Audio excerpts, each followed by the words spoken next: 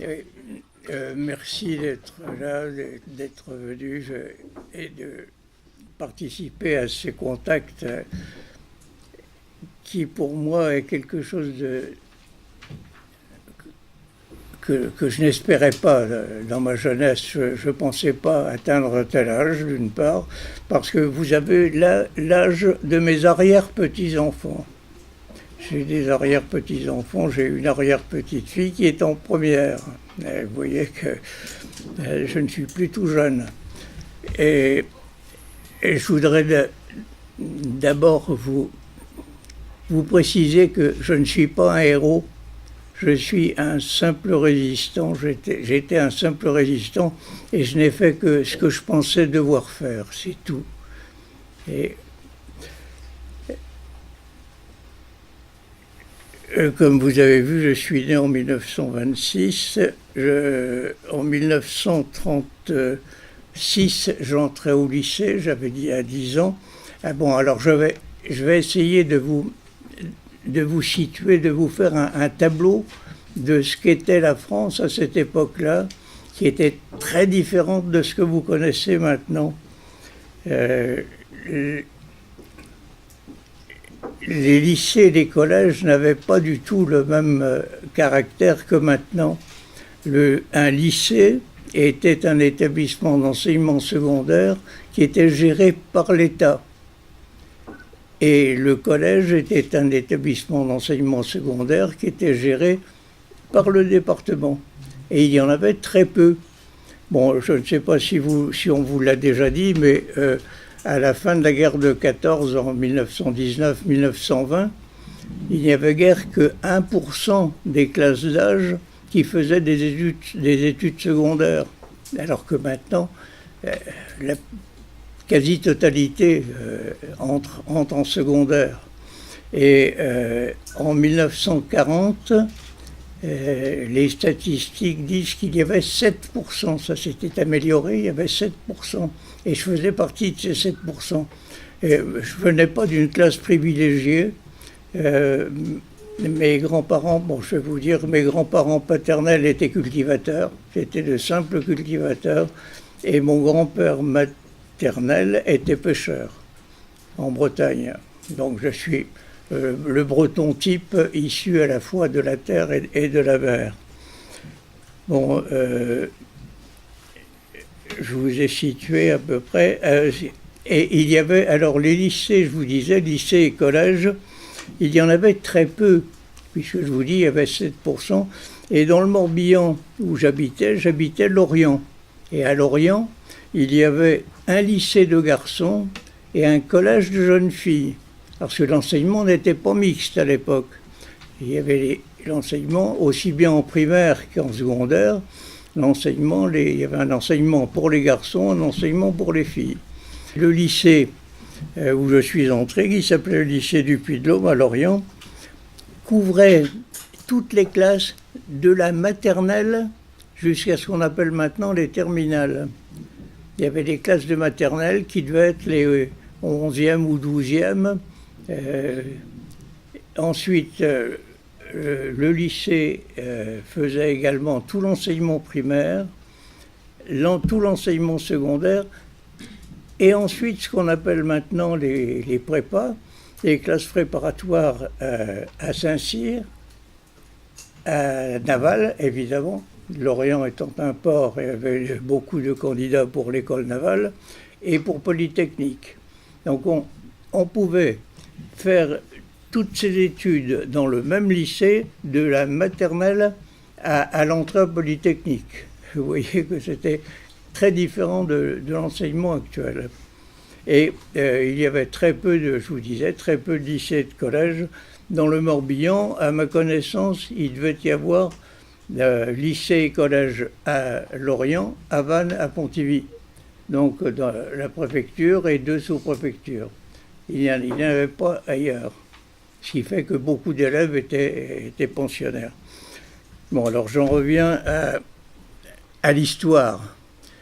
Cette histoire, vous l'avez vu, la déclaration de guerre en 1939, le 3 septembre 1939, la guerre était déclarée Et il y a eu cette guerre d'attente, cette guerre immobile, jusqu'à l'attaque allemande en mai 1940.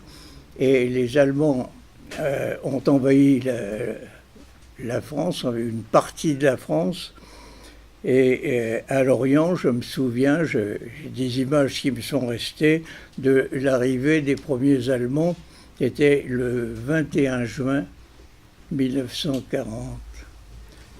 Et 3 jours plus tôt, le 18 juin, j'ai eu le privilège, parce qu'il paraît que très peu de Français l'ont entendu, j'ai entendu l'appel du général de Gaulle le soir du 18 juin. Ce serait un peu trop long à vous raconter, mais bon, le hasard, et vous verrez que dans la vie, il y a beaucoup de hasard. Le hasard a fait que j'ai entendu l'appel du 18 juin, et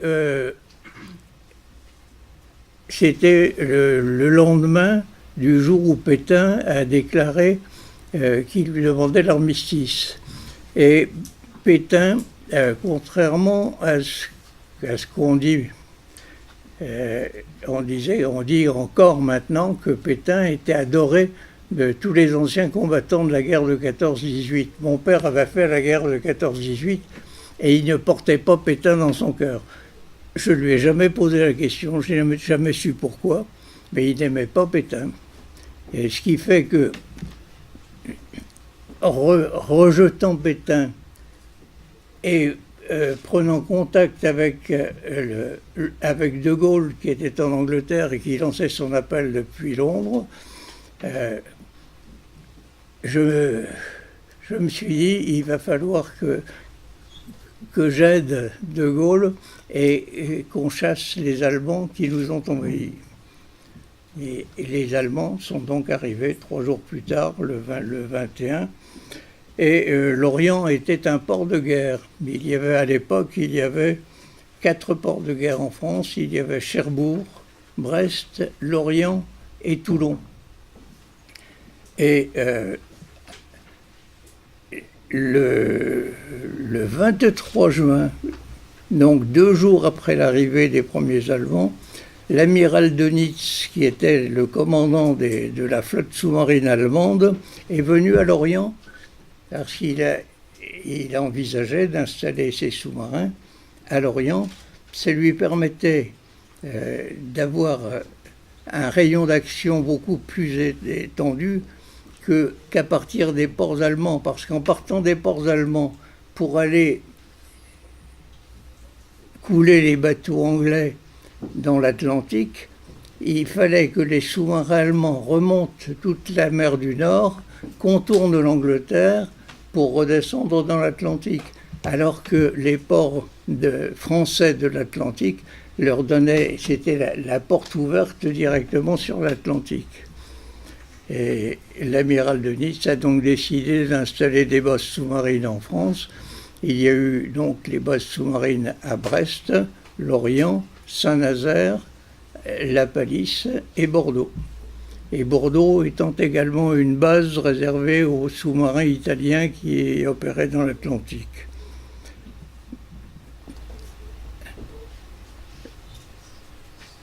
Le fait que les Allemands aient apporté tant d'intérêt à l'Orient, ça a attiré évidemment l'attention des Anglais, et des Anglais qui étaient seuls. Et ça, il faut rendre hommage aux Anglais et entre autres à Churchill, leur Premier ministre. Ils ont été les seuls à résister face aux Allemands. Si les Anglais avaient cédé lors de la bataille d'Angleterre, nous serions peut-être encore sous domination allemande maintenant. Mais grâce aux Anglais, nous avons réussi à échapper à cette catastrophe. Et les Anglais, sachant que les Allemands s'installaient à Lorient et installaient une base sous-marine, les Anglais ont envoyé des avions en reconnaissance d'abord, et ensuite on commençait à bombarder la ville de Lorient, et en particulier le port. Et je me souviens du premier bombardement. Alors c'est mon premier contact avec la guerre. Je venais d'avoir 14 ans. J'avais donc votre âge, à peu près, et j'ai entendu un matin que dans la nuit, nous avions eu une alerte la nuit, des bruits des bombardements, des canons allemands, etc. Et le matin, j'ai appris que l'aviation anglaise avait détruit un train de permissionnaires allemands qui sortait de la gare de Lorient. Curieux, je suis allé voir, et il m'est resté 3 images. Et les images qui me restent jusqu'à la fin de mes jours. Première image, qui est anecdotique. Les Allemands avaient enlevé évidemment les wagons, les morts. Mais il restait quand même sur le sol, il restait tous les bagages des permissionnaires qui étaient éventrés, des valises, des sacs qui étaient éventrés, et d'où sortait énormément de lingerie féminine. C'est pour vous situer un peu économiquement la situation de l'Allemagne. Les Allemandes ne connaissaient pas les bas de soie, alors que toutes les Françaises portaient des bas de soie. Le nylon n'existait pas. Le nylon n'a fait son apparition que pendant la guerre. Ce sont les Américains qui nous ont apporté le nylon. Et il y avait donc des combinaisons, des paires de bas. Et première image. Deuxième image, sur un mur, je vois une masse gluante. Et à ce moment-là, un adulte passant derrière moi me dit « J'ai encore ces paroles en mémoire, et je les garderai toujours. » Il me dit « Ça, petit, c'est de la cervelle. » Je me suis dit « C'est plus un cerveau, c'est devenu de la cervelle.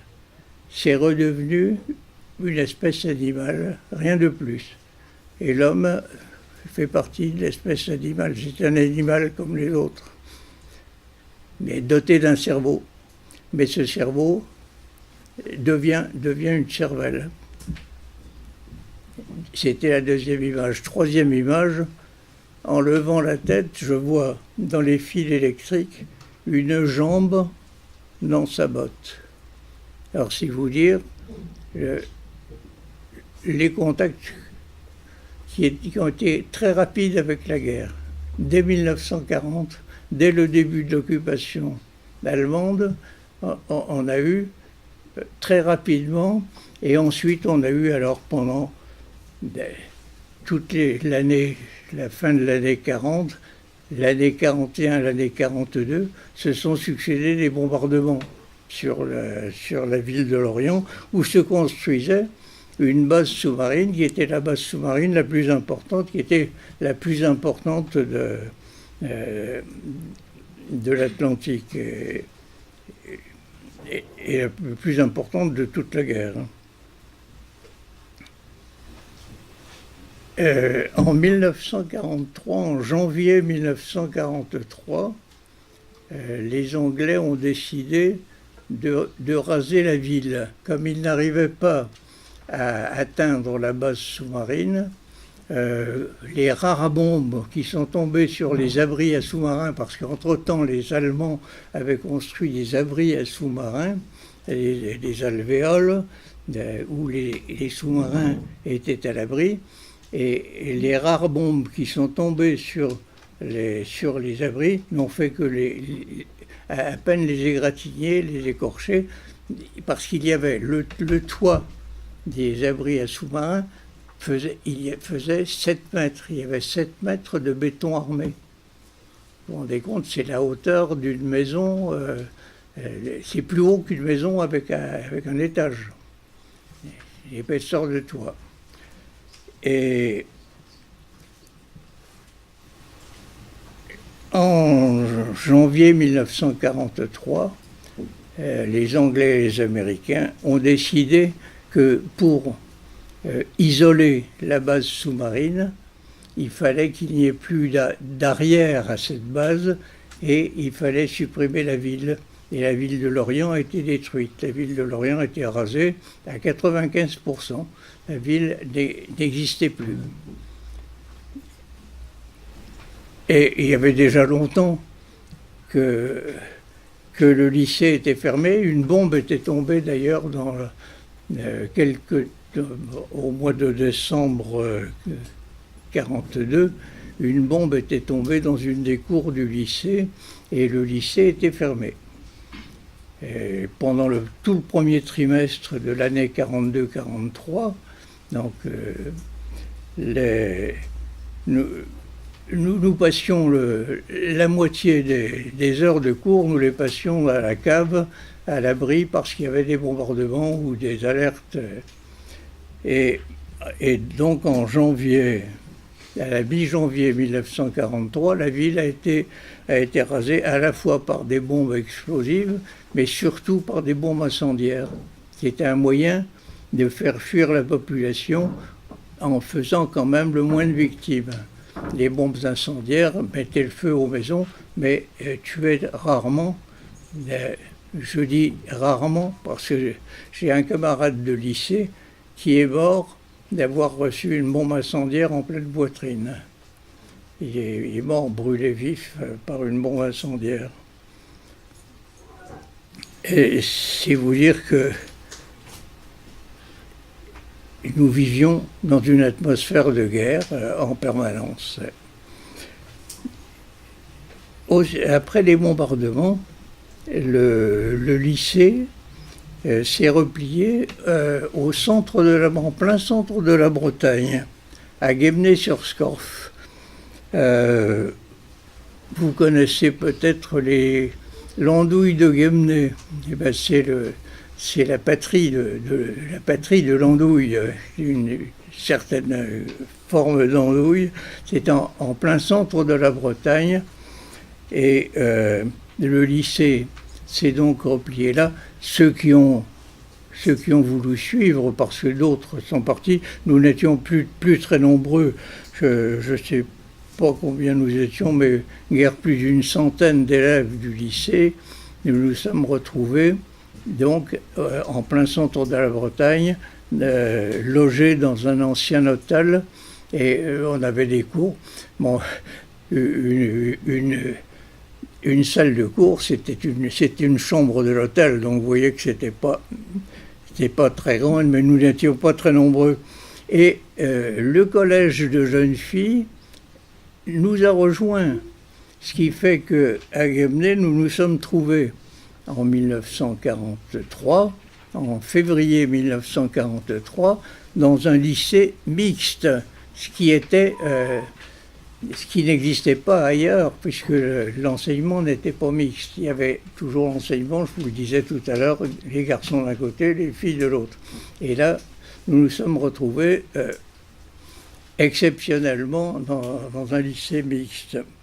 Ça s'est très bien passé. Beaucoup de gens disaient, ça va être catastrophique, ça va être scandaleux. Et il y a eu quand même quelques mariages entre élèves, mais ça s'est très très bien passé. Et à Guémené, nous sommes donc retrouvés des lycéens et collégiennes de Lorient. Nous nous sommes retrouvés là, donc loin de nos familles.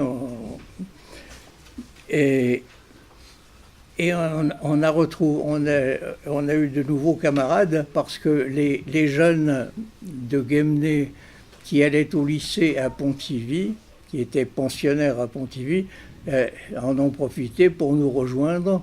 Et nous avions donc...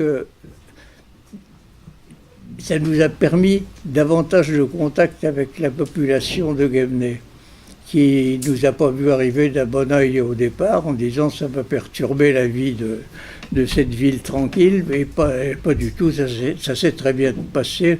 Nous avons été très bien accueillis, en particulier parce que certains élèves étaient des Guémenois. Et parmi ces Guémenois, j'étais à l'époque, alors je vous disais tout à l'heure que l'enseignement était différent de maintenant. Il y avait l'enseignement secondaire se terminait non pas par un bac, mais par deux. Et on avait le premier bac à la fin de la première et le second bac à la fin de, alors, ce qu'on appelle maintenant terminale.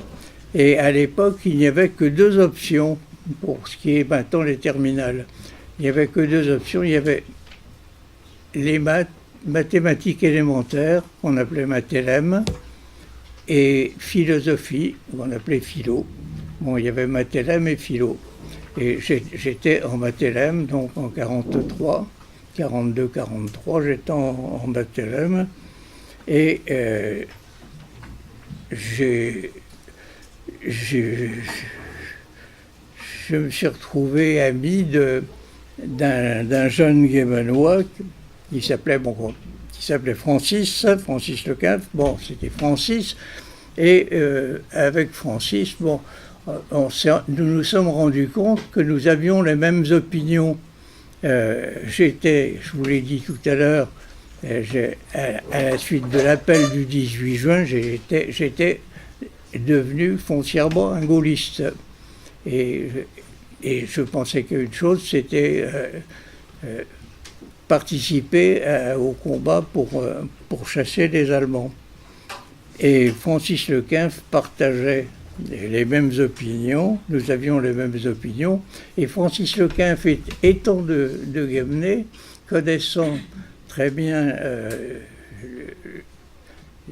l'environnement, les gens de Guémené, et m'a dit, bon, il y a un mouvement de résistance, et j'ai une cousine qui appartient à un mouvement de résistance, et le mouvement de résistance s'appelait le Front National, qui n'a rien à voir avec le Front National qui est de Jean-Marie Le Pen.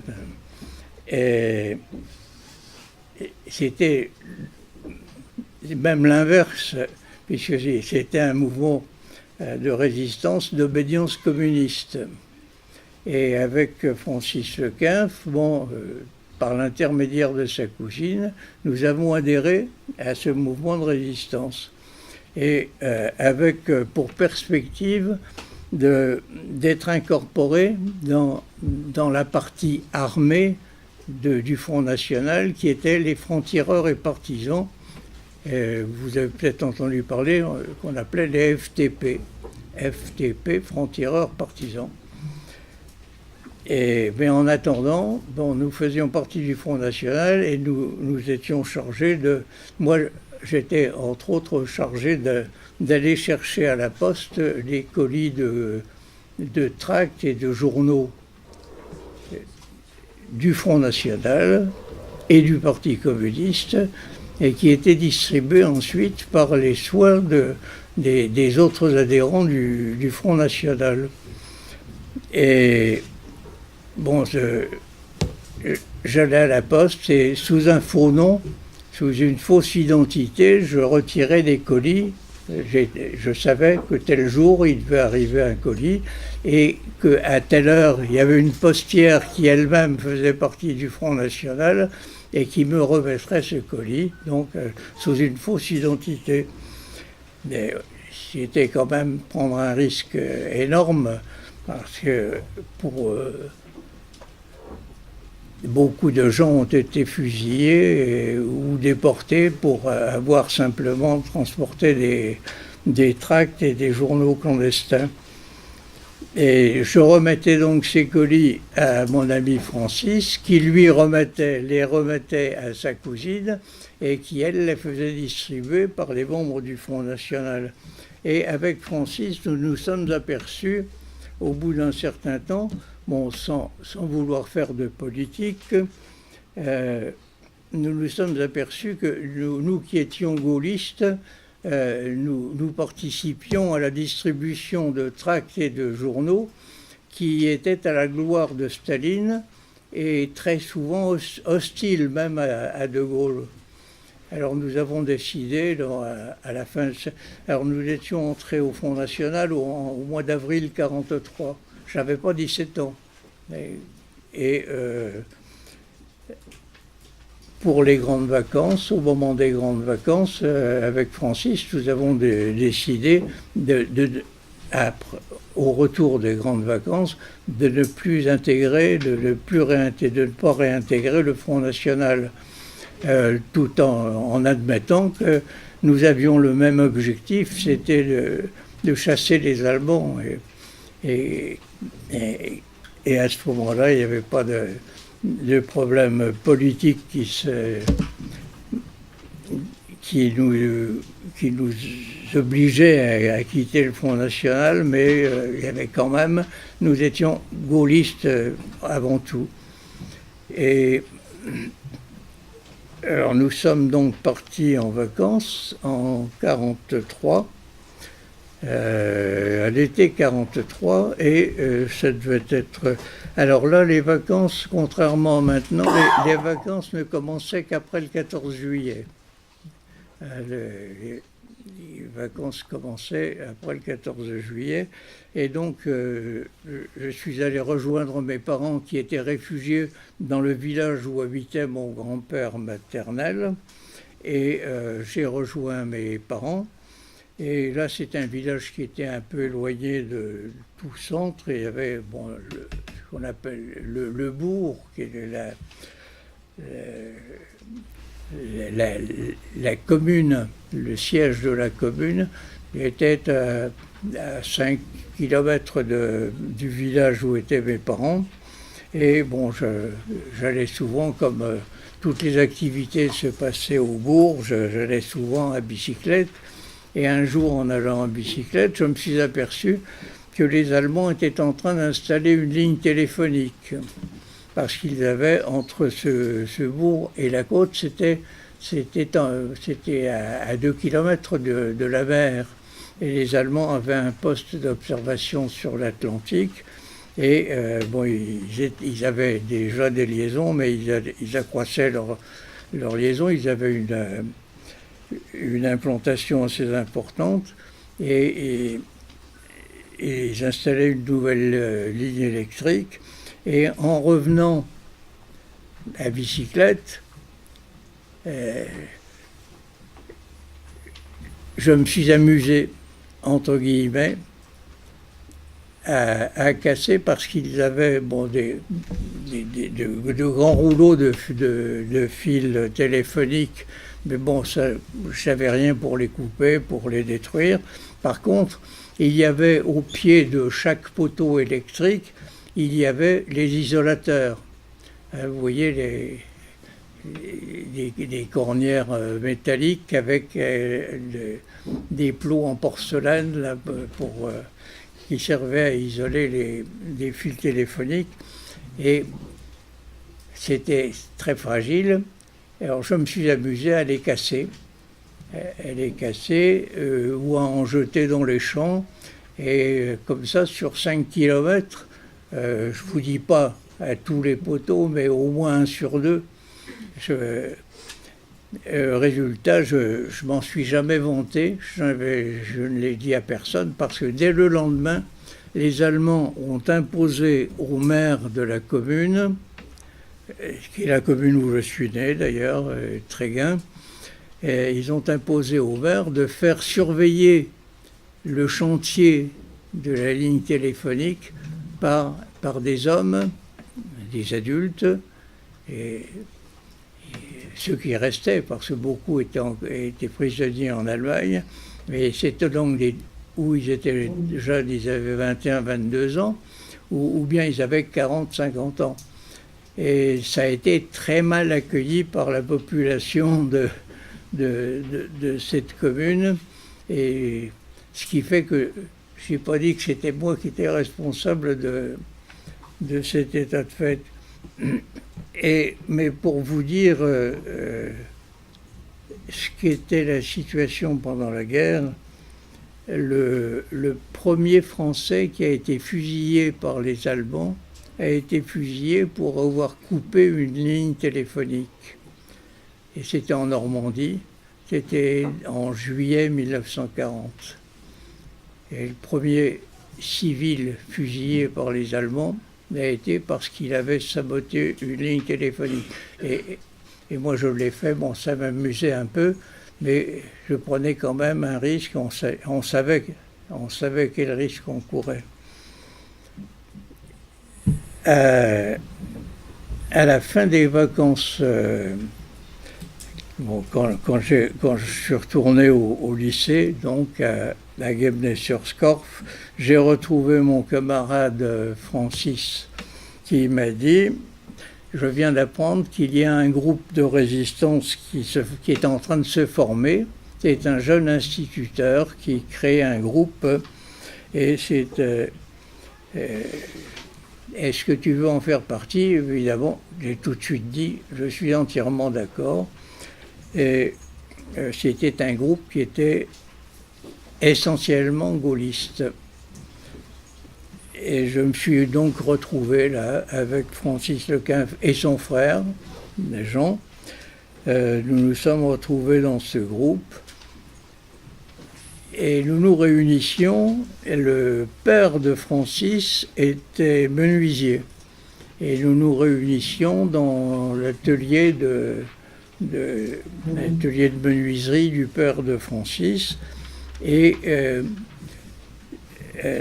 au lycée, j'étais élève au lycée, mais j'avais pris pension dans un hôtel de Guebnay. Et dans cet hôtel, au restaurant, il y avait en particulier, encore une image qui m'est restée. Il y avait deux tables. Il y avait une table d'élèves. Nous étions 4 élèves du lycée pensionnaires dans ce restaurant. Et il y avait à côté une table de 4 professeurs.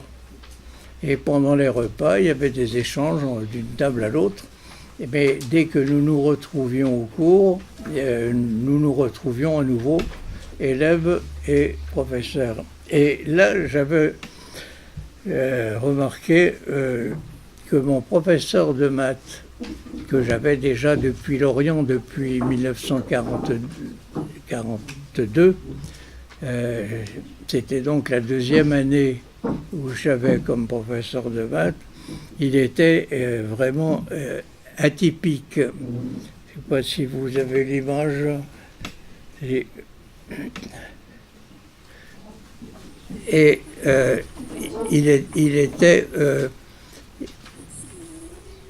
c'est un célibataire, il avait 50 ans, il était célibataire, et il avait toujours un costume 3 pièces, mais il était l'été en espadrille et l'hiver en sabots.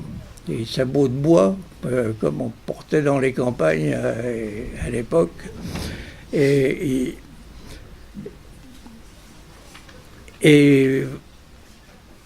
nous l'avions baptisé Jésus.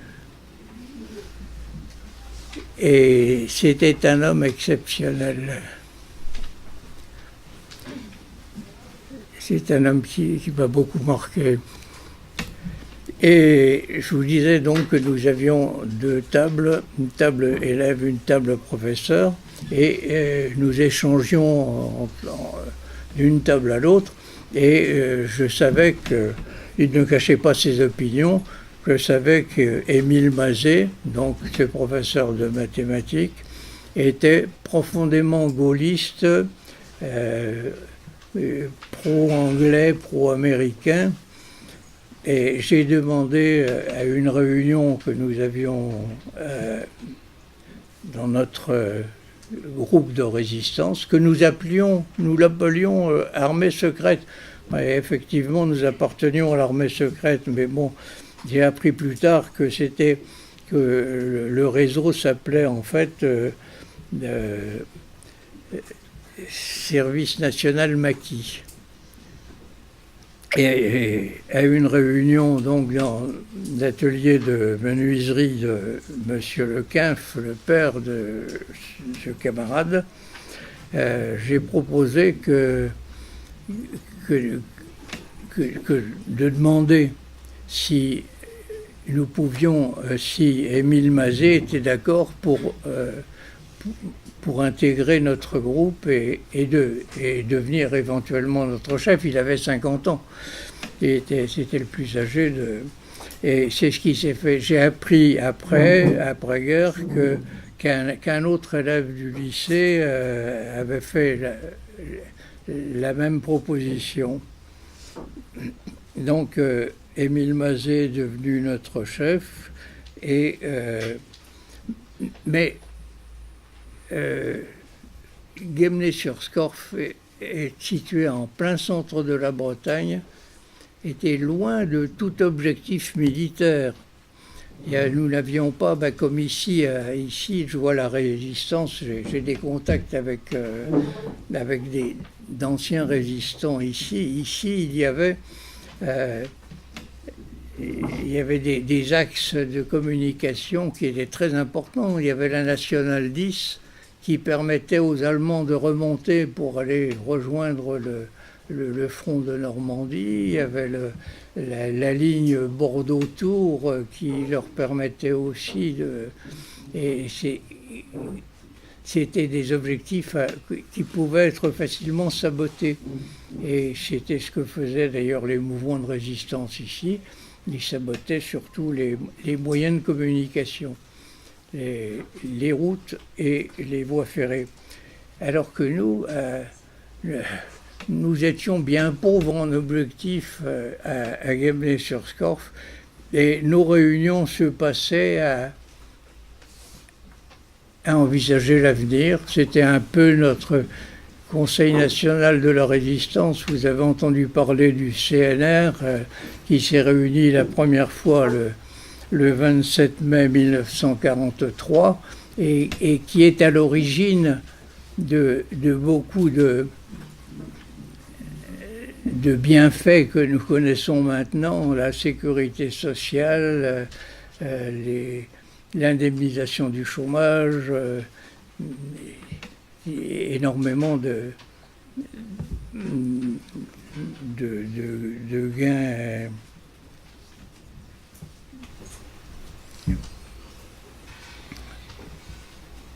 Et là, vraiment, nous n'avions pas, je vous l'ai dit, nous n'avions pas d'objectif, sauf quand même, à Guémené, il existait une section, une compagnie de transport allemand. Les Allemands avaient à Guémené, sur la place principale de la petite ville de Guémené, ils avaient des camions et des cars qui leur servaient à transporter les Français qui travaillaient à la base sous-marine de Lorient. Et comme plus personne n'habitait à Lorient, les gens rentraient chez eux et prenaient donc ces cars ou ces camions pour aller travailler pour les Allemands à la base sous-marine. Et avec Francis Kempf, nous avions décidé de saboter les camions allemands, et la nuit, on allait verser du sucre. Et le sucre était une denrée très rare. Et on sacrifiait notre ration de sucre pour la verser. Et nous avions aussi l'avantage d'être fournis en sucre en partie par la mère de Francis, qui était épicière et qui vendait donc du sucre, et elle arrivait toujours à en mettre un peu de côté pour nous donner, pour que nous versions dans les réservoirs d'essence des camions et des cars. Ce qui fait que le sucre étant au moment de l'introduction du sucre dans les moteurs, ce sucre s'est transformé en mélasse et empêchait les pistons de fonctionner dans les moteurs et les camions tombaient en panne. Alors les Allemands s'en sont vite rendus compte et là, comme ça s'était fait quand j'avais saboté la ligne téléphonique, ils ont imposé au maire de la commune de faire garder les camions, alors, ce qui fait que nous n'avons pas pu continuer à les saboter. Enfin, c'était une petite action de résistance.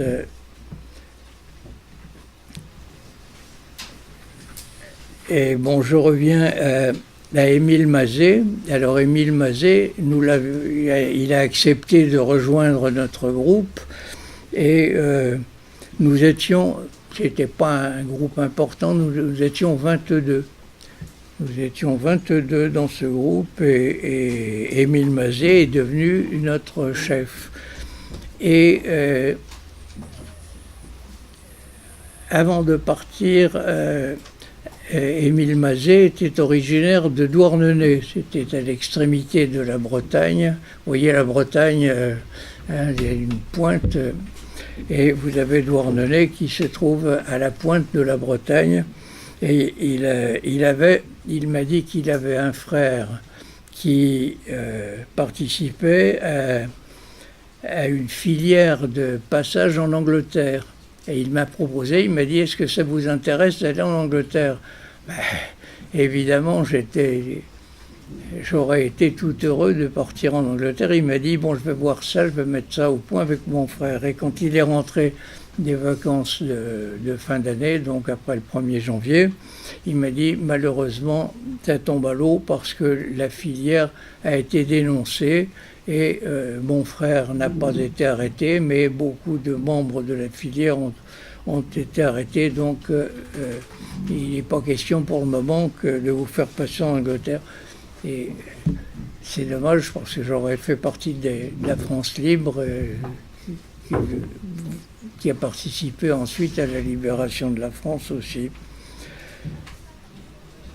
Et ce qui devait arriver est arrivé. Malheureusement, vous avez appris que pendant la guerre, il y avait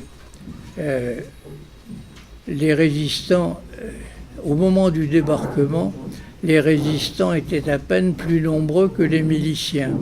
Les miliciens étaient des collaborateurs, des gens qui suivaient Adolf Hitler et les nazis. Et les miliciens faisaient la chasse aux résistants. Et je vous ai dit, ce qui devait arriver est arrivé. Nous avons été vendus par qui nous ne l'avons jamais su. Nous avons été dénoncés et il y a eu le 2 mai 1944, il y a eu une rafle organisée par la Gestapo. La Gestapo, appuyée par des feldgendarmes. Les feldgendarmes, c'était la gendarmerie militaire allemande. Et la Gestapo nous a tous recherchés individuellement. Ils avaient donc la liste des 22 membres de notre groupe en sachant où ils pouvaient les trouver. Alors, je vous disais, le hasard est souvent intervenu dans ma vie. Et là, c'était le hasard. Je logeais, j'avais une chambre chez l'habitant à Guebnay, mais un peu en dehors de la ville. C'était la première maison qui se trouvait sur la route lorsqu'on venait de Pontivy, qu'on entrait dans Guebnay-sur-Scorff. Et ça a été une chance pour moi parce que le matin du 2 mai 1944, quand je suis descendu pour prendre mon petit déjeuner avec ma logeuse, elle m'a dit « je ne sais pas ce qui se passe, mais les Allemands viennent d'installer une mitrailleuse au sommet de la côte.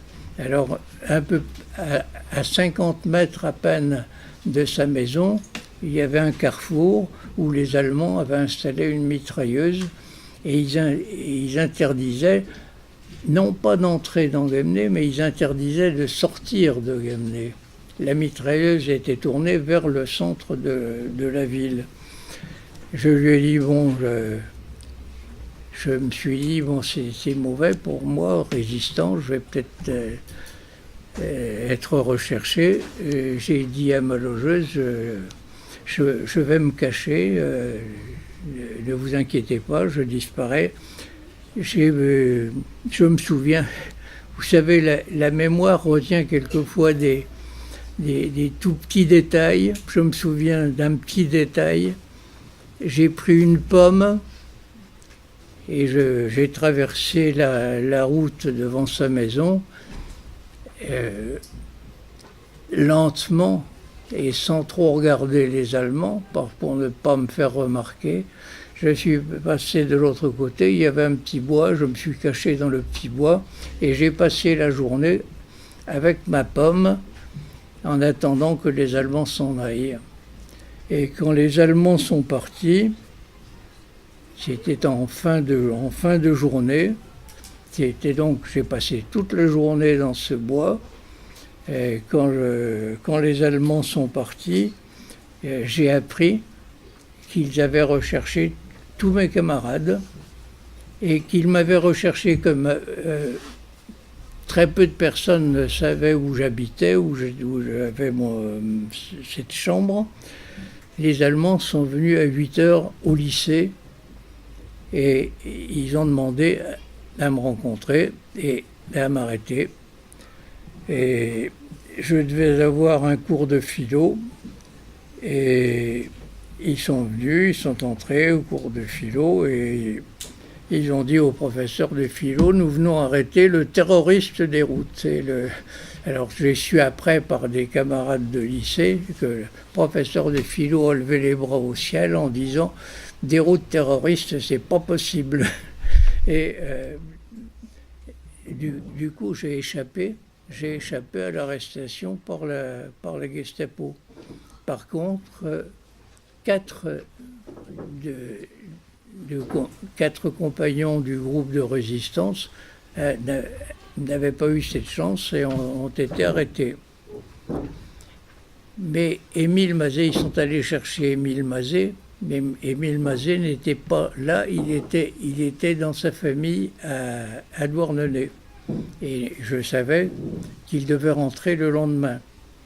Alors avec Francis, nous l'avons attendu parce que nous avions un point de chute pour le cas où on savait très bien que nous risquions d'être recherchés par la Gestapo. Et un de nos camarades de résistants nous avait procuré un point de chute qui était juste à la limite de, je dis toujours les côtes du Nord, mais ce qui est maintenant les côtes d'Armor, parce que Guémené se trouve à une vingtaine de kilomètres des côtes d'Armor, et nous avions un point de chute près d'une ferme qui s'appelle le Venec, et nous devions, en cas de pépin, nous devions nous retrouver et nous réfugier à cet endroit qui était donc prévu comme centre de repli. Avec Francis, nous avons décidé d'attendre, de ne partir que le surlendemain. Et le lendemain soir, lorsque Émile Mazet est rentré de Douarnenez, de sa famille, je l'attendais au restaurant où je vous disais que nous retrouvions, élèves et professeurs, enfin quatre élèves et 4 professeurs.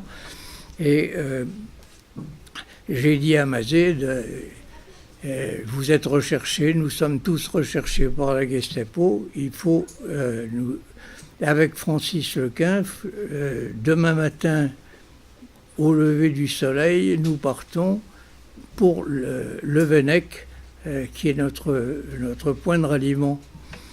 Et Mazet m'a dit non, je ne vous suivrai pas parce que je serai une charge pour vous, je risque d'être un danger pour vous parce que je suis facilement reconnaissable. Vous avez vu, avec sa grande barbe, ses cheveux longs, il a dit je suis facilement reconnaissable. Mais je lui ai dit mais vous pouvez vous raser et vous faire couper les cheveux, vous ne serez pas reconnaissable. Et il m'a répondu non, pardon, je suis trop laid.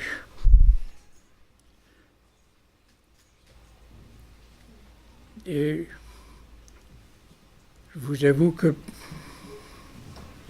pardon, pendant longtemps, je m'en suis voulu d'avoir pas insisté davantage pour qu'il vienne avec nous prendre le maquis. Mais j'ai su après, mais longtemps après, c'était au 50e anniversaire de la Libération, j'ai appris par un de ses co-détenus, parce que il a rejoint donc les 4 camarades qui avaient été arrêtés le 2. Lui a été arrêté, il s'est laissé arrêter volontairement le 4 mai. Et j'ai appris par quelqu'un qui était détenu avec lui dans une prison allemande qu'il l'avait fait volontairement pour rejoindre les 4 jeunes dont il se sentait responsable.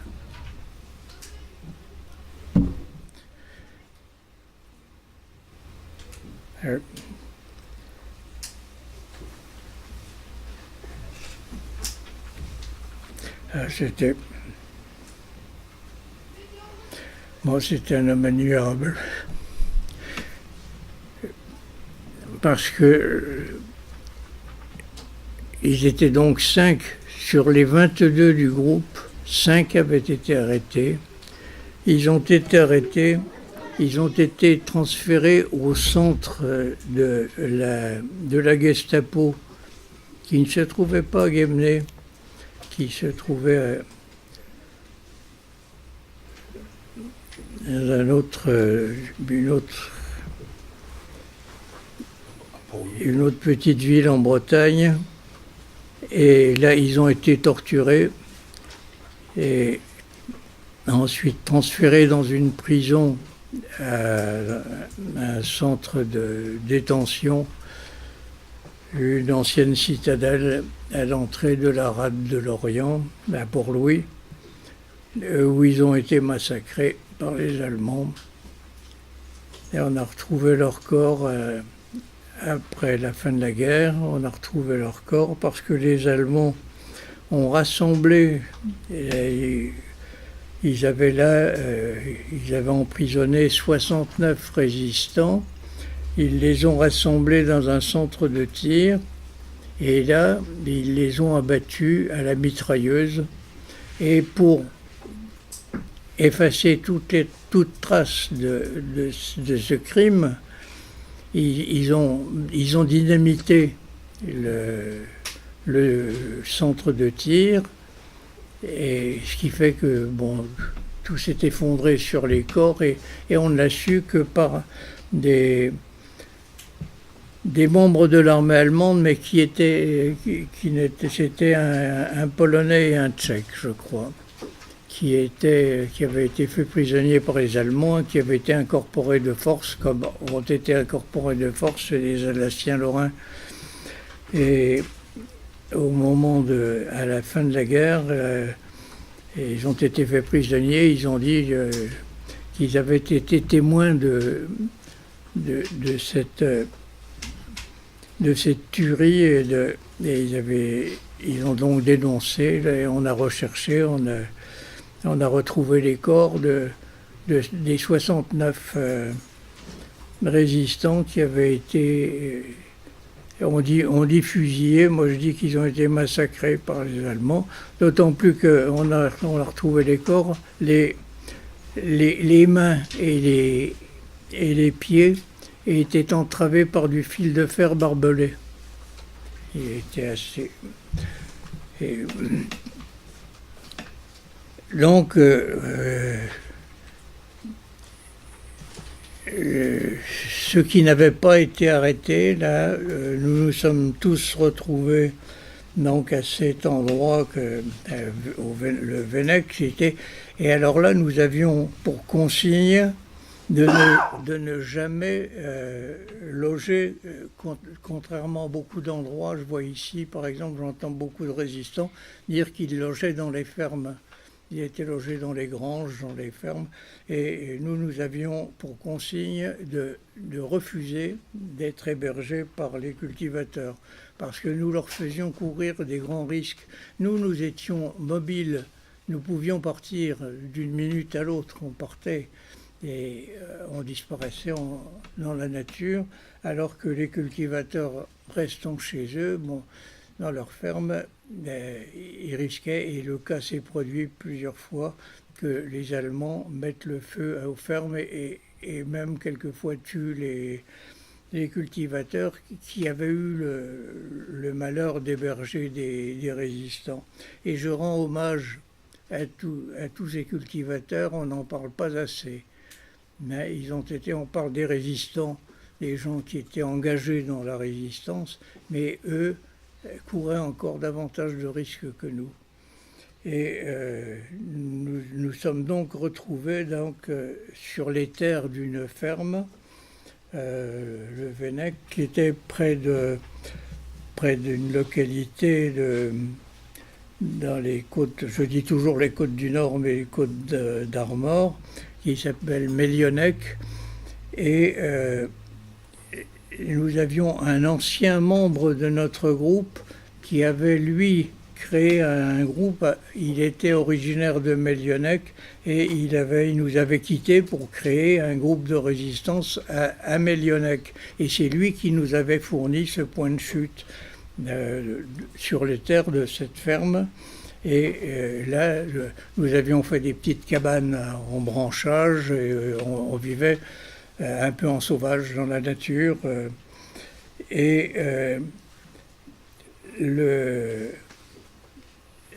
notre ami François Le Guyader, qui avait quitté notre groupe et qui était donc à la tête d'un groupe de résistance à Mellionec, qui nous avait dit si nous voyons, je suis d'accord avec le curé de Mellionec, si les Allemands arrivent,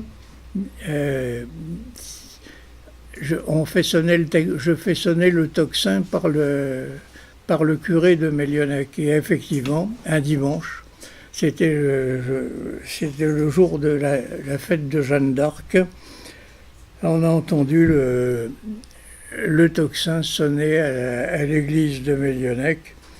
Et là, nous nous sommes dit, bon, les Allemands arrivent, et nous étions à un peu plus d'1 kilomètre de où nous étions à plus d'1 kilomètre, et il n'y avait plus de route qui amenait vers cette ferme, il n'y avait que des petits chemins.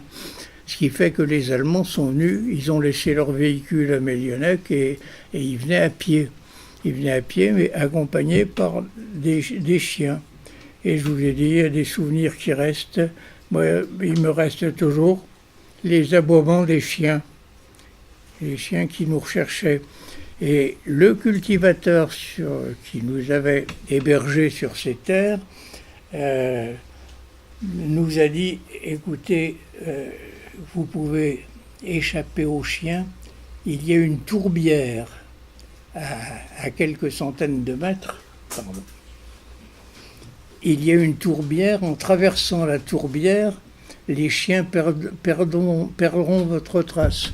Et on a dû, je vous ai dit, le hasard a fait qu'il y a eu cette tourbière à proximité de cette ferme.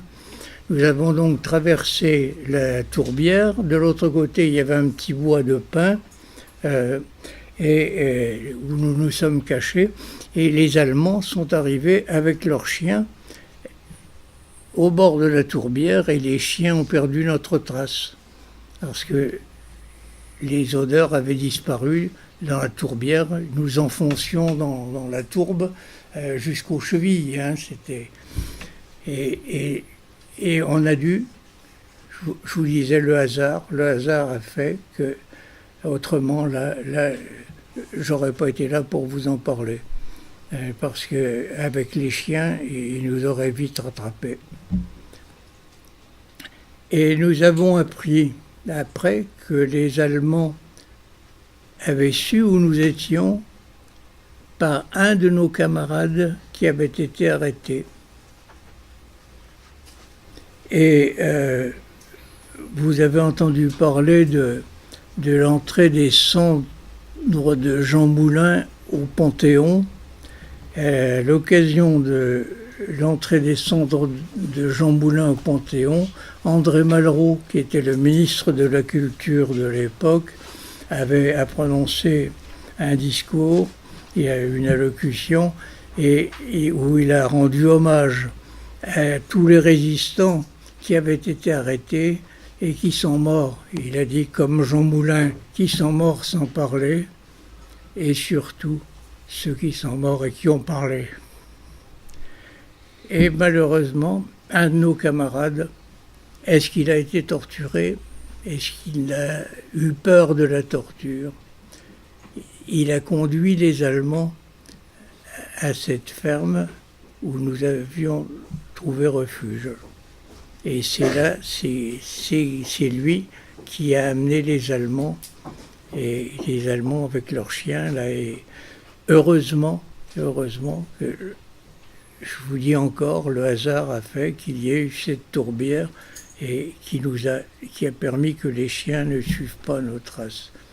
Alors à partir de ce moment-là, nous avions pris le maquis, mais nous n'avions pas d'armes.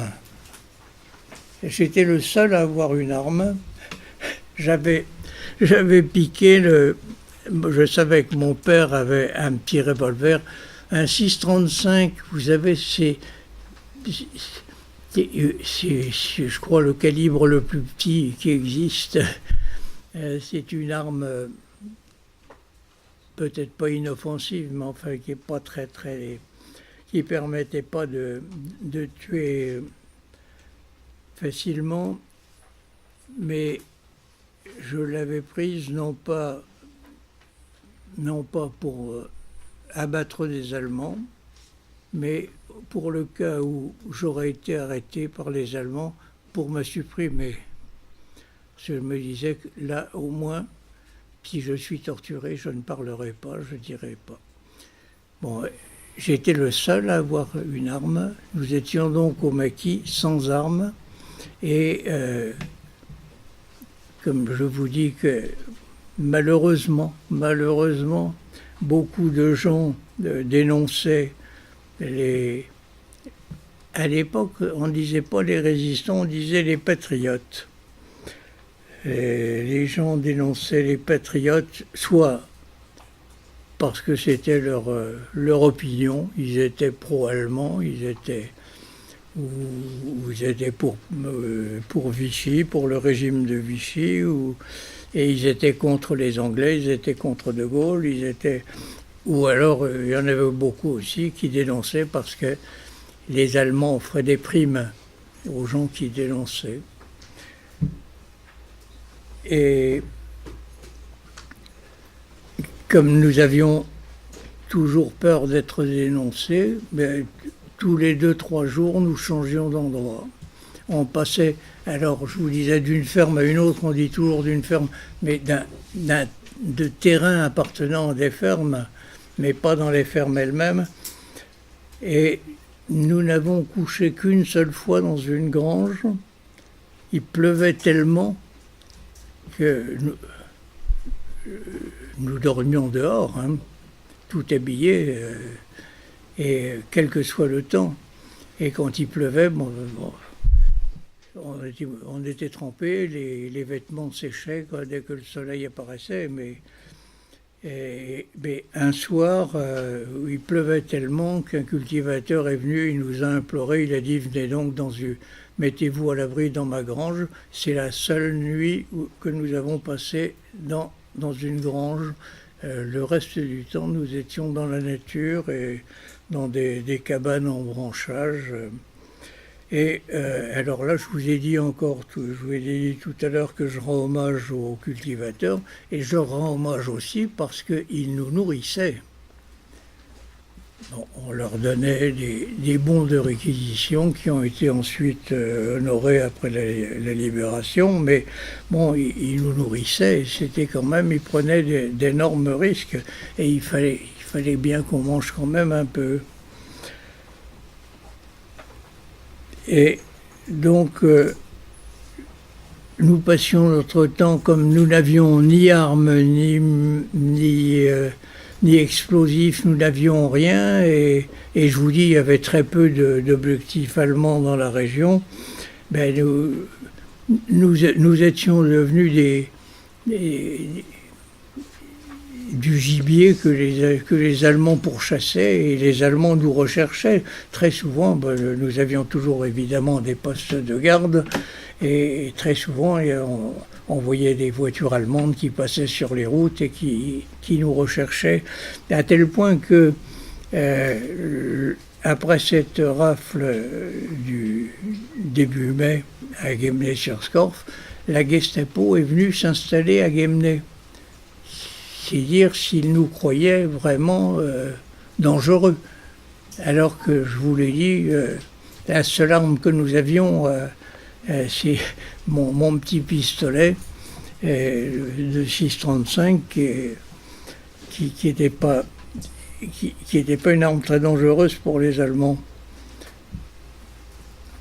Et la Gestapo s'est installée à Guemnay, et s'est installé, a réquisitionné une école qui était une institution libre, l'école Sainte-Jeanne d'Arc, et a transformé cette école en centre de détention et en centre de torture. J'ai connu après des résistants de toute la région qui avaient été arrêtés, qui ont été internés dans ce centre de la Gestapo, et qui ont été torturés. Un de nos camarades de résistance qui habitait Guemnay, qui était de Guemnay, Albert Fortune, avait échappé lui aussi, comme nous, à la rafle organisée par la Gestapo. Mais la Gestapo avait arrêté comme otage son père et son frère, qui ont été internés dans le centre. Ils ont été les premiers internés dans le centre que la Gestapo avait ouvert à Guemnay. Et de là, ils ont été déportés, et ils ne sont pas rentrés de déportation. Ils ont été malheureusement, comme ils étaient otages, les Allemands avaient accepté de les libérer, de les livrer à la Suède. Il devait y avoir une compensation. Je pense que la Suède avait dû offrir, je crois, on a dit que c'était en échange de camions, que la Suède offrait des camions aux Allemands. C'était à la fin de la guerre, les Allemands avaient besoin de camions, et en échange de camions, ils avaient accepté de libérer des déportés qui n'étaient pas pour eux des résistants, mais qui étaient des otages. Et ils étaient sur un bateau, prêts à rejoindre un port suédois, et ils ont été torpillés par un sous-marin soviétique.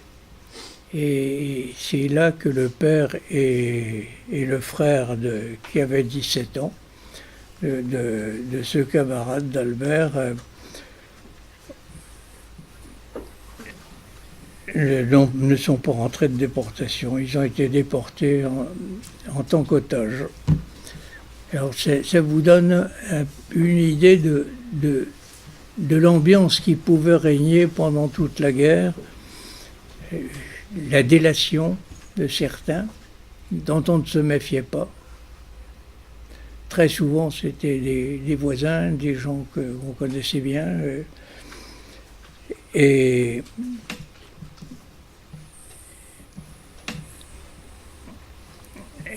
là, je reviens donc, nous étions au maquis et on attendait le 6 juin au matin. Alors là, c'était prévu le 6 juin au matin et c'était prévu, mais indépendant du débarquement, je pense. On avait prévu que des équipes de tous les groupes de résistance devaient rejoindre un centre de parachutage qui était à l'autre extrémité du département. C'était une centaine de kilomètres de nous étions au maquis. Et je faisais partie d'un groupe, c'était des groupes de 3. J'ai appris après par des historiens ont découvert qu'il avait été décidé que nous ne devions pas être plus de 3 parce qu'au cas où nous serions arrêtés, ça limitait le nombre de victimes. Alors nous sommes partis à 3 de mon groupe de résistance le 6 juin au matin. Nous avions réquisitionné des bicyclettes dans des fermes et nous sommes partis. Alors nous ne savions pas où nous allions. On avait un point de rendez-vous qui était fixé et ce point de rendez-vous nous fixait un autre point de rendez-vous. Et de point de rendez-vous en point de rendez-vous, nous sommes arrivés à une centaine de kilomètres près d'un village, enfin d'une commune qui s'appelle Saint-Marcel. Et là, nous avons appris que les Alliés avaient débarqué en Normandie. Nous nous en étions rendus compte d'ailleurs dès le matin en partant parce que nous sommes partis au lever du jour. Et vers 6 heures, et pourtant nous étions loin de la Normandie, on a entendu un grondement sourd et puis le sol tremblait. C'était des massifs granitiques qui ont dû transmettre, je pense, des vibrations qui venaient de Normandie. Et nous étions dit d'ailleurs que c'était un débarquement, on pensait que c'était un débarquement dans le nord de la Bretagne, du côté de Saint-Malo, parce que le bruit courait que les Alliés débarqueraient au nord et au sud de la Bretagne de façon à couper. Il y avait quand même en Bretagne 150 000 Allemands pour éviter que les Allemands rejoignent le reste de la France, pour les isoler. On avait parlé de cette possibilité, et quand nous avons eu cette impression nous sommes dit c'est le débarquement, et nous pensions que c'était un débarquement en Bretagne, alors qu'il avait lieu en Normandie, qui était quand même beaucoup plus loin. Et donc nous sommes partis à 3 à bicyclette pour aller chercher des armes. Il devait y avoir un parachutage d'armes qui était prévu pour armer la résistance bretonne. Et nous sommes donc arrivés de point de rendez-vous en point de rendez-vous. Nous sommes arrivés à cet endroit, à la ferme de la Nouette, là sur la commune de Saint-Marcel, qui était à l'est du département du Morbihan. Et encore une image qui m'est restée. Je vous ai dit que j'ai gardé des images de cette période. Une des images en arrivant à ce point de rendez-vous où nous venions chercher des armes. Nous avions la surprise d'être accueillis par des gendarmes. Alors des gendarmes très souvent, les gendarmes arrêtaient. Vous avez entendu parler du rôle de la gendarmerie française à la rafle du Veldiv. Les gendarmes français arrêtaient les juifs, arrêtaient les résistants. Et là, nous étions accueillis par les gendarmes. Mais ce qui nous a rassurés, c'est qu'ils avaient des brassards FFI. Et nous avions, nous aussi, chacun un brassard FFI. Et nous avions un papier fait que j'ai conservé. Je ne sais pas pourquoi j'ai conservé un papier attestant que nous faisions partie de la résistance, de la première compagnie du 5e bataillon FFI du Morbihan, et signé par le commandant, etc. On nous a dit, avec ce papier, vous êtes couverts, vous êtes considérés comme des combattants réguliers. Malheureusement, ce n'était pas le cas. Nous étions toujours, pour les Allemands, nous étions toujours des terroristes et nous n'étions pas considérés comme combattants réguliers. Et j'ai conservé ce document qui est fait parce que je ne vous ai pas dit que nous avions des fausses cartes d'identité. Je m'appelais Daniel Darbois. Daniel Darbois, pourquoi j'ai choisi ce nom, je ne m'en souviens pas, mais toujours est-il que j'avais choisi ce nom, j'avais conservé mes initiales, parce que à ce moment-là, les mouchoirs en papier n'existaient pas. On n'avait que des mouchoirs en coton, des mouchoirs en tissu. Et ma mère avait brodé tous mes mouchoirs avec mes initiales. Je m'appelle Denis Desroutes, DD. Et j'avais choisi donc une fausse identité avec les mêmes initiales, Daniel Darbois. Et j'ai conservé ce papier. Mais ma fausse carte d'identité, je regrette beaucoup maintenant. Mais au moment de la libération, je l'ai déchiré en disant « ne me servira plus ». Et je regrette parce que ça aurait été un souvenir, mais bon. Mais j'ai quand même ce papier disant que j'appartenais à une organisation des forces françaises de l'intérieur.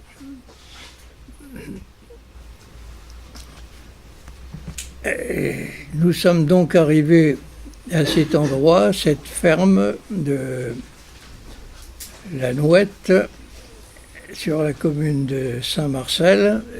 Et Saint-Marcel a donné son nom au camp parce que c'est un terrain de parachutage qui avait été déjà prévu par les Anglais pour parachuter des armes pour la résistance. Et il se trouve que, alors là c'est une chose qu'on ne dit jamais, les premiers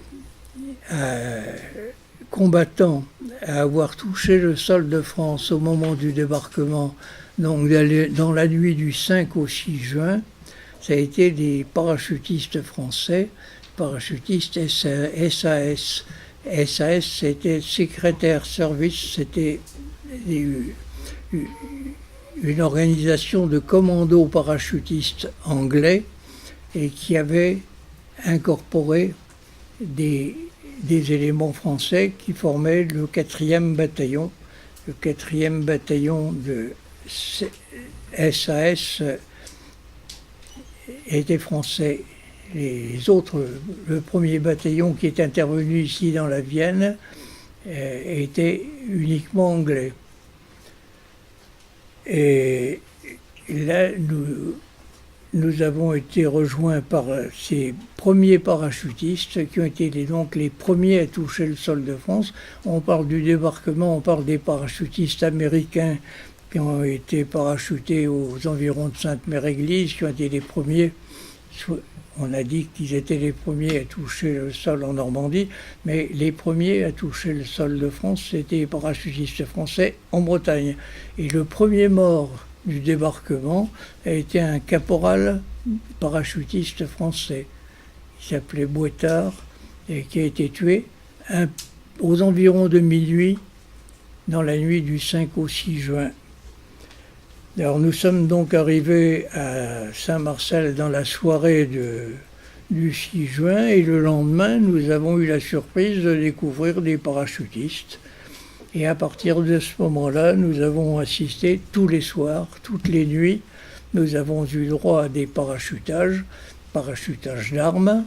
Les armes, dans ce qu'on appelait des containers, c'était des grands cylindres en métal qui contenaient des armes, des explosifs, et aussi des parachutistes de ce bataillon qui nous ont rejoints, de ce bataillon SAS, et qui nous ont formés,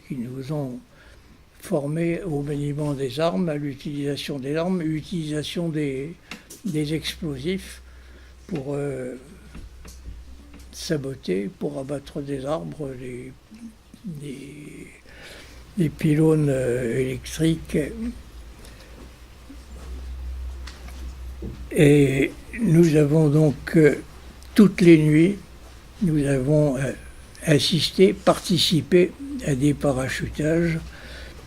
Et c'était des parachutages,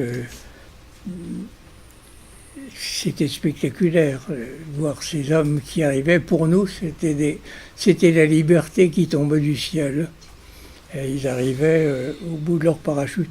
Et là, une petite parenthèse, à ce moment-là, je me souviens avoir dit à des parachutistes que nous les admirions. Pour nous, c'était des libérateurs. Et on les admirait. Ils arrivaient d'Angleterre, parachutés. Là, ils prenaient des risques pour être parachutés, pour venir nous libérer. Et ils disaient, mais non, c'est nous qui vous admirons parce que nous prenons des risques quand nous combattons, quand nous sautons en parachute. Bon, mais vous couriez des risques 24 heures sur 24. Vous étiez au milieu des Allemands, vous étiez toujours à la merci des Allemands, et il y avait toujours le risque que vous soyez arrêtés, torturés, fusillés, déportés. Alors que nous étions des combattants réguliers, c'était pas la même guerre. Et j'ai rencontré des parachutistes après la guerre et nous avons eu les mêmes échanges quand je leur disais que pour nous, quand je suis arrivé à Saint-Marcel et quand j'ai vu les premiers parachutistes, pour moi c'était un coin de France libéré. Il n'était que temporairement, mais pour moi c'était la liberté qui venait d'arriver. Et donc nous avons vu les parachutages, entre autres, alors là, je vais vous dire, le 10 juin, la nuit du 10 juin, il y a eu un parachutage très important avec énormément de containers et de parachutistes. Et j'étais avec je me souviens, un lieutenant parachutiste. On était toujours en équipe pour recueillir les containers, cacher les parachutes, faire disparaître les parachutes et ouvrir les containers et répartir les armes. Bon, nous étions toujours en couple, un résistant, un parachutiste. J'étais avec un lieutenant de parachutiste et à un moment il me dit « Tiens, c'est notre commandant qui arrive là ». Il avait reconnu parce qu'il avait un parachute plus grand que les parachutes des autres parachutistes. Et il avait un parachute plus grand parce qu'il lui manquait un bras. Il avait perdu un bras dans des combats contre l'armée de Rommel en Tunisie. Et il était devenu commandant de parachutiste et malgré son infirmité, il avait tenu à être parachuté. Et alors ce qu'on n'a pas vu, parce que ça s'est passé de nuit, pour moi c'était un parachute plus grand que les autres, mais j'ai appris après, les historiens maintenant ont dit que les Anglais avaient eu un geste pour ce commandant de parachutiste. Non seulement il lui avait fait un parachute plus grand, mais il avait un parachute bleu, blanc, rouge. C'était, je crois, le seul à avoir un parachute tricolore. Et le commandant Bourgoin, donc je l'ai rencontré le lendemain, j'ai rencontré le commandant Bourgoin et des capitaines qui avaient été parachutés en même temps que lui. Et un des capitaines, qui s'appelait Henri Deplante, avait été chargé parce qu'on s'était aperçu à ce camp de Saint-Marcel, qu'on appelait le camp de Saint-Marcel, nous avons été jusqu'à 3000. 3000 entre résistants et parachutistes. Il y avait 400 parachutistes, je crois. Et nous avons été jusqu'à 3000. Et à Londres, on a dit non, on ne peut pas garder une telle quantité de gens réunis là. Les Allemands vont certainement les attaquer. Et ça s'est produit effectivement le 18 juin. Mais Londres avait décidé qu'il fallait organiser un autre centre de parachutage plus à l'ouest du département du Morbihan. Et c'était le capitaine Deplante qui avait été chargé d'organiser cette base de parachutage. Et il avait choisi pour l'accompagner 10 parachutistes et 10 FFI. FFI, vous avez entendu ce sigle FFI est Force française de l'intérieur. Tous les groupes de résistance armée étaient devenus des forces françaises de l'intérieur qui étaient organisées depuis Londres et qui étaient dirigées par le général Koenig. Et le capitaine Deplante avait donc choisi une dizaine de parachutistes et une dizaine de maquisards, de résistants qui avaient pris le maquis. Et je faisais partie des 10 FFI. Et nous l'avons donc accompagné, retraversé tout le Morbihan, donc en une centaine de kilomètres. Mais alors cette fois-là, nous avions 2 camionnettes. Mais alors le problème, c'était qu'il fallait éviter les endroits où étaient les Allemands. C'était pas toujours facile. Il fallait donc passer par des petites routes et éviter les centres importants. Et nous sommes arrivés là pour organiser des parachutages pour armer un bataillon qui était le bataillon auquel j'appartenais, qui était le 5e bataillon FFI, et pour armer un bataillon FTP, des francs-tireurs et partisans. Et à partir de là, mais nous étions armés. À ce moment-là, nous étions armés et nous avons continué à aller de ferme en ferme, mais cette fois-ci, nous savions que si les Allemands arrivaient, nous avions de quoi les recevoir. Et le 1er juillet, nous avons appris qu'une autre section de notre bataillon avait été dénoncée et avait été encerclée par les Allemands près d'une ferme qui s'appelle Kergouet, et nous sommes venus pour essayer de desserrer l'encerclement allemand et de libérer nos camarades, mais nous sommes arrivés trop tard. Je faisais partie d'un groupe, nous étions 9, nous avons été désignés pour localiser les Allemands. Mais les Allemands étaient beaucoup plus nombreux que nous. Nous étions, donc notre section, une quarantaine. Et les Allemands, on a dit que les Allemands étaient 400. Donc nous avons été accueillis par des tirs de mitrailleuses et par des tirs de mortier. Ils avaient des armes que nous n'avions pas. Ils avaient des armes lourdes, des grosses mitrailleuses, alors que nous avions des armes beaucoup plus légères, des fusils, des mitraillettes et des fusils mitrailleurs. Et Et ce jour-là, j'avais uniquement une mitraillette. Et là, nous avons été accueillis par les Allemands par des tirs de mitrailleuse, et je vous disais, des tirs de mortier. Et il pleuvait depuis plusieurs jours. Et je me souviens, quand nous sommes arrivés là, nous étions trempés, ce qui fait que nous n'avons pas risqué pour rejoindre l'endroit où les Allemands encerclaient nos camarades. Nous avons dû ramper.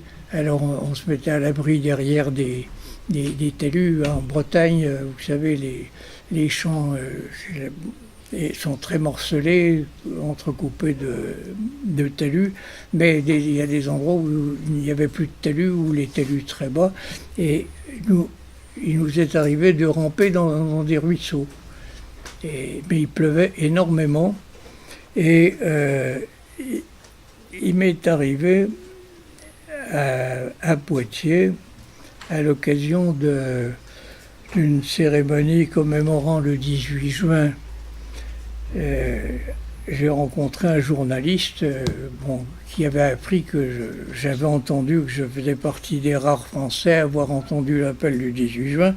Il m'a demandé s'il pouvait me rencontrer et me raconter un peu, comme je le fais maintenant, raconter un peu ma vie dans la résistance. Et quand je lui ai raconté, quand je suis arrivé au récit de ce combat, et je lui ai dit que j'avais gardé l'image des obus de mortier qui tombaient dans la terre qui était détrempée. Il pleuvait depuis une semaine.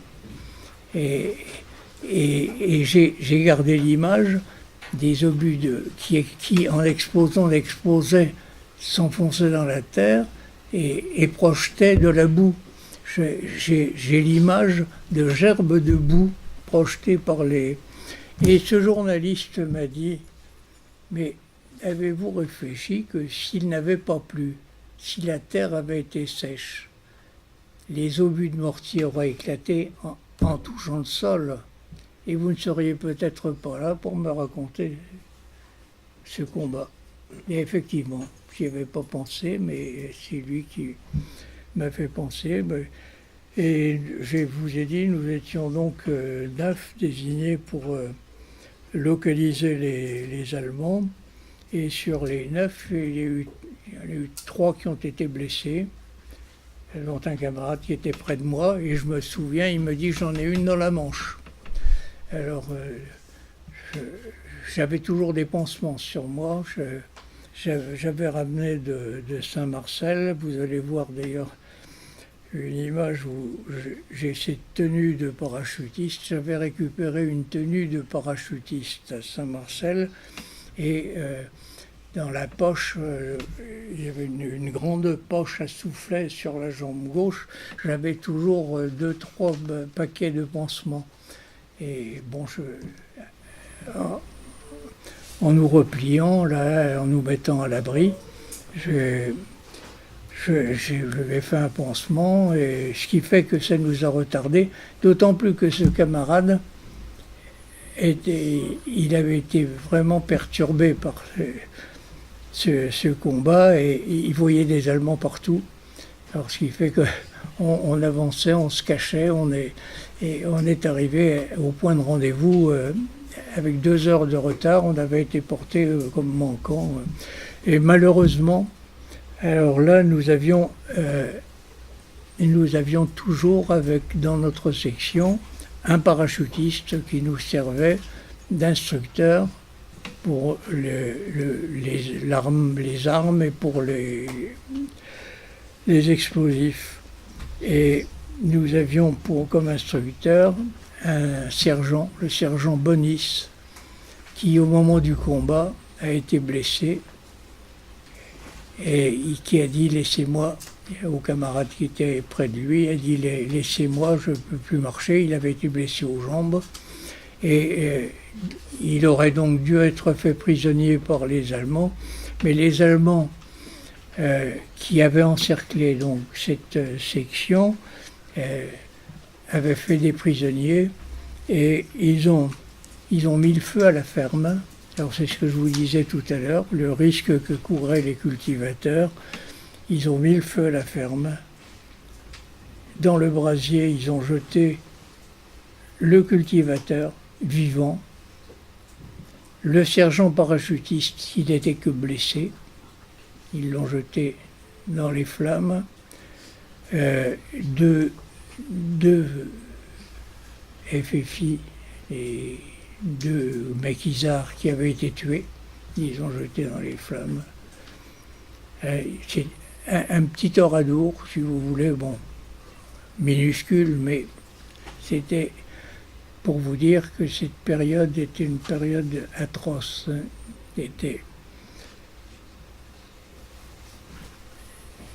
Après ce combat, les Allemands nous pourchassaient toujours et nous passions notre temps à déménager, à passer tous les 2-3 jours, nous changions d'endroit jusqu'au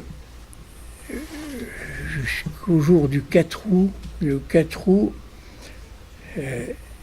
nous savions que les Américains allaient arriver.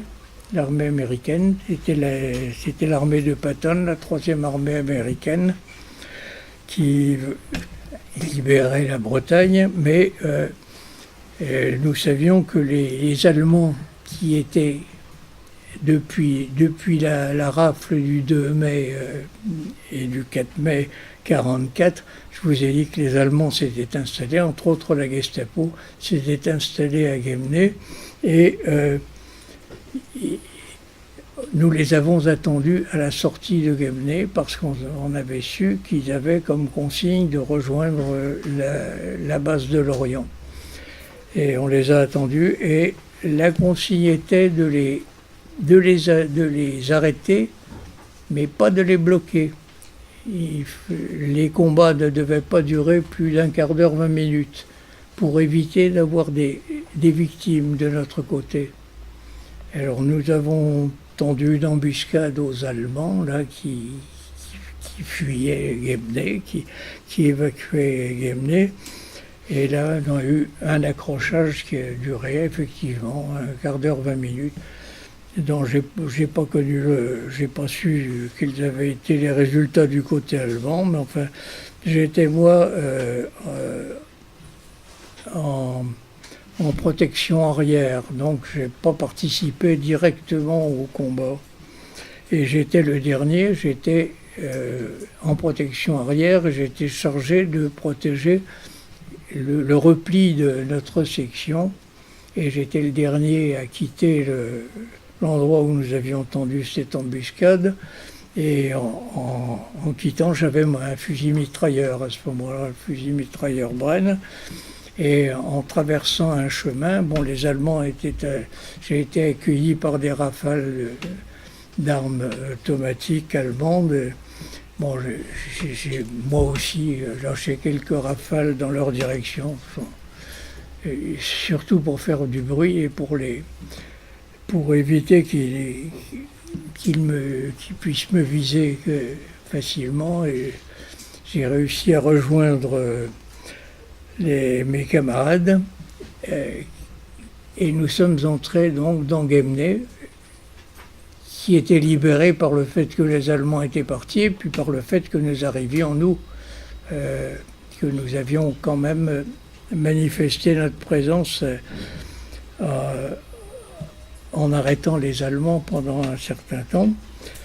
Et là, nous avons eu l'ordre de nous mettre en position pour le cas où les Allemands auraient été refoulés par d'autres embuscades et auraient voulu revenir vers Guémené pour prendre d'autres routes pour aller vers l'Orient. Nous sommes allés nous mettre en position sur la route de l'Orient. Et ma section nous étions en file indienne sur la route et nous allions prendre position quand sont arrivés deux avions de chasse américains. Nous avons su après qu'ils nous avaient pris pour des Allemands et ils nous ont mitraillés. les deux chasseurs américains nous ont mitraillés. Et là, j'ai été blessé. Je me souviens, là, je vous disais, il y a des images qui restent. J'avais mon fusil mitrailleur de la main droite et dès que les avions se sont bien nous mitrailler, bon, j'ai couru pour sauter dans un fossé. Nous sommes tous mis à l'abri dans le fossé et j'ai senti, j'avais la main comme ça et j'ai senti une brûlure. J'ai eu la base du pouce qui a été sectionnée par une balle tirée par un avion américain. Et je vous avoue qu'après, je me suis dit, mais c'était quand même pas loin du cœur. C'était là encore le hasard. Le hasard a fait que j'ai échappé à cette balle américaine, une balle alliée. Et bon, ils se sont rendus compte. J'ai su, je reconnais que je ne l'ai pas vu. J'étais plus en état de voir ce qui se passait. Mais mes camarades m'ont dit que les avions sont repassés en battant des ailes, puis ils nous avaient reconnus. Et effectivement, un peu plus tard, dans la soirée, on a entendu des bruits de chenilles. Alors j'ai été soigné chez un médecin qui m'a recousu la base du pouce. Et en tombant dans le fossé, mon genou gauche avait heurté un rocher. Et j'avais la jambe énorme.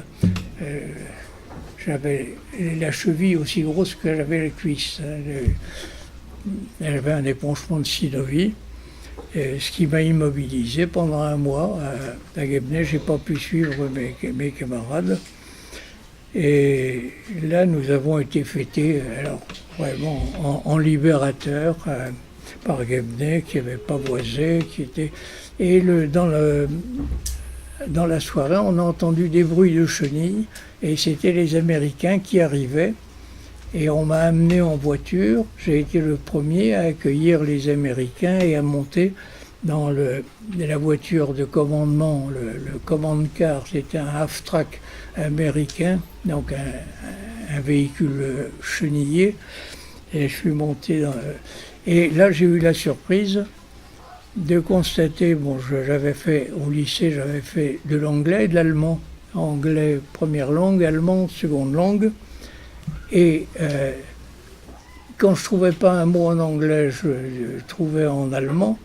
Et dans l'équipage de ce half-track, les Américains, ils parlaient tous anglais, évidemment, mais ils parlaient aussi tous allemand. La plupart étaient des juifs allemands qui avaient fui l'Allemagne et qui étaient dans l'armée américaine. Et là, le chef de la colonne m'a dit qu'il venait de recevoir un message de son quartier général signalant que les deux avions américains nous avaient pris pour des Allemands, nous avaient mitraillés et demandait s'il y avait eu des victimes et présentant les excuses de l'armée américaine. Et j'ai répondu que j'étais la seule victime, à part une vache qui avait été tuée dans le champ juste à côté. Bon. Et voilà, Guebney a été libéré à ce moment-là. Monsieur de Route, oui, j'ai un sale boulot là, parce que excusez-moi. Comme les élèves qui vous écoutent dans un silence religieux et que je félicite pour leur attention, mais malheureusement le temps nous rattrape et on va devoir, peut-être que ce serait l'occasion de se revoir une fois pour continuer cette histoire. Mais peut-être qu'en liaison avec M. Touron, on aurait voulu aussi pouvoir leur laisser poser quelques questions si on a encore le temps. Malheureusement, on n'aura peut-être pas le temps, mais ce que j'aurais souhaité... excusez-moi, je n'ai pas vu le temps. Non, c'était passionnant. Oui. C'est que, s'il vous plaît, en guise de conclusion, quel message vous aimeriez transmettre à ces jeunes qui vous ont écouté donc, ce matin? Quelle réflexion voulez-vous faire partager à ces jeunes au regard de votre engagement, de votre participation? Donc, je voudrais vous ramener à aujourd'hui. J'ai vécu comme je viens de vous le dire, j'ai vécu cette période de la guerre. Non seulement je l'ai vécu, mais j'y ai participé. Et j'ai le souvenir de cette période où la France n'était plus la France, parce que nous étions occupés par les Allemands. Il y avait un gouvernement à Vichy qui avait aboli la République. Nous n'avions plus la République. Nous n'avions plus liberté, égalité, fraternité. C'était plus la devise de la France. Il n'y avait plus de démocratie. Il n'y avait plus de représentation. Il n'y avait plus d'élection. Et j'ai peur que maintenant, j'ai vu après coup la montée du nazisme en Allemagne. Mon père suivait de près les événements qui se passaient en Allemagne et je veux pas faire le parallèle, on ne peut pas faire un parallèle exact, mais j'ai peur en ce moment pour la France quand je vois la montée de la haine et la montée de l'antisémitisme. Parce qu'après la guerre, on a mis longtemps à savoir ce qui s'était passé, à réaliser de ce qu'était la Shoah. On ne l'a su que très lentement parce que les gens qui, malheureusement peu nombreux, qui rentraient d'Auschwitz ne voulaient pas en parler. Et ils ne pouvaient pas en parler. Et on ne les écoutait pas. Et bien, on a appris que progressivement tout ce qui s'est passé, et comme beaucoup de résistants, je me suis dit, si je n'avais eu qu'une raison de résister, ça aurait été celle-là, d'arrêter ce massacre des Juifs. Et maintenant j'ai peur de voir, quand je vois l'antisémitisme qui renaît, et quand je vois cette haine, et quand je vois en dehors de l'antisémitisme, le racisme qui existe. Et je voudrais vous laisser un message. Résistez à toutes ces paroles de haine qu'il peut y avoir. Résistez. Merci, monsieur.